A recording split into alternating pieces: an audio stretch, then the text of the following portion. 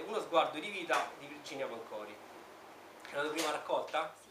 La prima raccolta. E si vede, è un libro ingenuo, ma non nel senso negativo, nel senso positivo, no? Nel senso, vedi i tuoi occhi e i tuoi occhi guardano la vita quotidiana di tutti i giorni con una semplicità disarmante.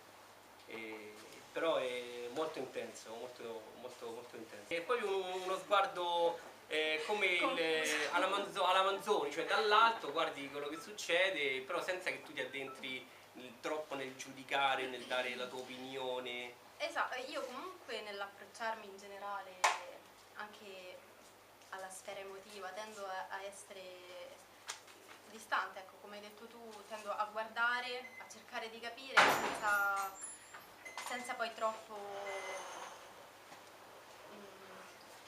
lasciarmi trasportare, ecco, non mi lascio trasportare poi così tanto, però ecco, come hai detto tu, i termini forti, perché è così che percepisco ogni cosa, ogni aspetto della mia vita è caratterizzato da una forte, un mio reagire e un mio agire forte, determinato, a volte anche irruento, è proprio il mio modo di essere.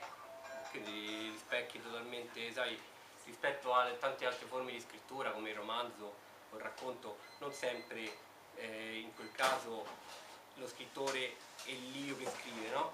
Cioè immagina, ecco, dicevano prima Manzoni non c'entra niente con quello che racconta. Invece nella poesia, nella maggior parte dei casi, tutto quello che succede dentro il libro è successo al poeta. Esatto. Quindi sì, sono io. Sono io.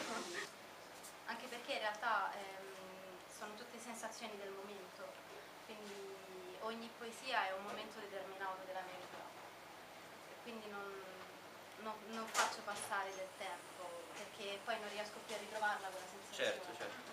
C'era Pavese che diceva per esempio che della vita non si ricordano i giorni, si ricordano i momenti. Ecco, e tu quello che hai fatto qua è stato proprio raccogliere dei momenti.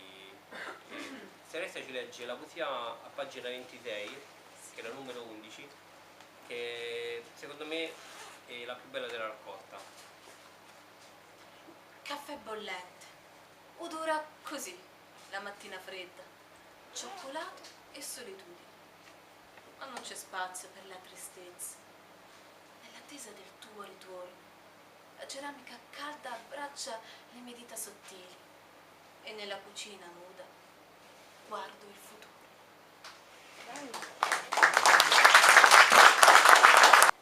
Assente e sola, nel brusio di un bar, il frastuono delle chiacchiere superficiali, vuote.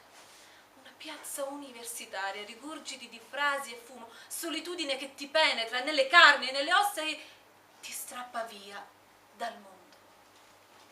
Vedendo già queste due poesie racconti una società comunque, non dico malata perché non è malata, però comunque in cui un individuo spesso si sente da solo. Secondo te il ruolo della poesia qual è in questa società? E poi se la poesia ti ha aiutato chiaramente a sentirti meno sola nella vita di tutti i giorni. Cioè, voglio dire, la prima domanda è questa.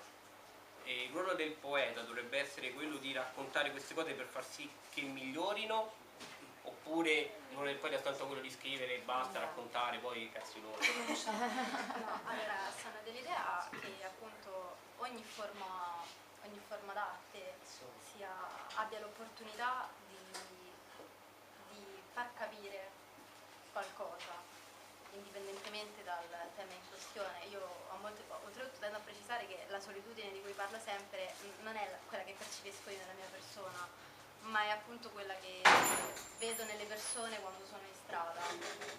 È questa grande solitudine che sento